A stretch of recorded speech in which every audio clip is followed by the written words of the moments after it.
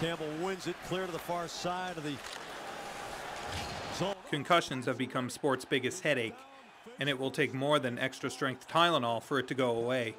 An estimated 127 NFL football players were diagnosed with head injuries or concussions last season.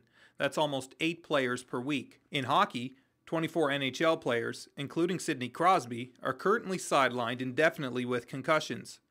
While TV audiences are seeing the ramifications for professional athletes, there are those who feel the effects away from the spotlight. Jeremy Swan is a 20-year-old student at St. Thomas. He estimates that he's had 5 concussions playing sports. He got his first when he was in grade 12 while skiing. I turned too sharply and hit my head off a tree, which knocked me unconscious, and the single trail linked to the main trail that my family was on. So I came out of the woods unconscious, dragging the snow, and my family had to chase me down the hill. After that incident, Swan took a few Advils and kept skiing.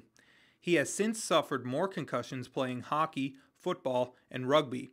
His last concussion playing rugby left him with a feeling the others didn't. I just got the typical concussion symptoms, like a quick black flash and some stars. But I just got up, kept playing, although I felt kind of like dazed and confused. While head injuries have not stopped Swan from leaving contact sports, they've forced Andrew Hubbard to walk away from the game he loves.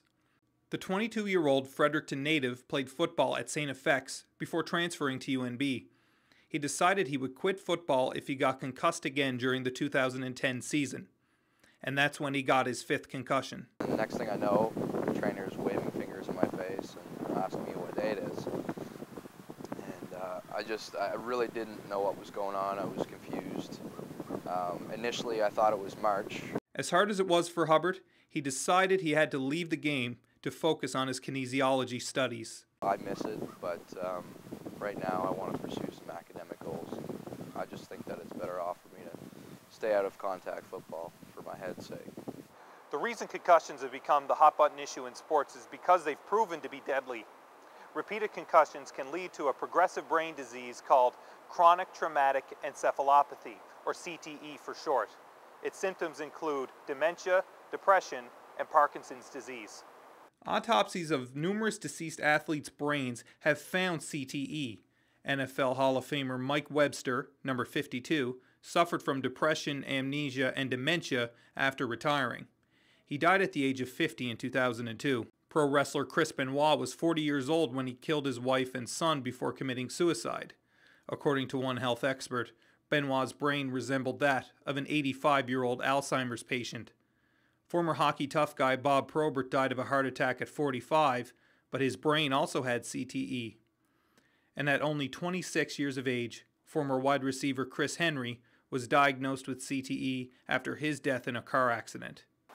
In a country with a passion for hockey as strong as Canada's, the debate is now reopened on when we should allow children to begin hitting in minor hockey.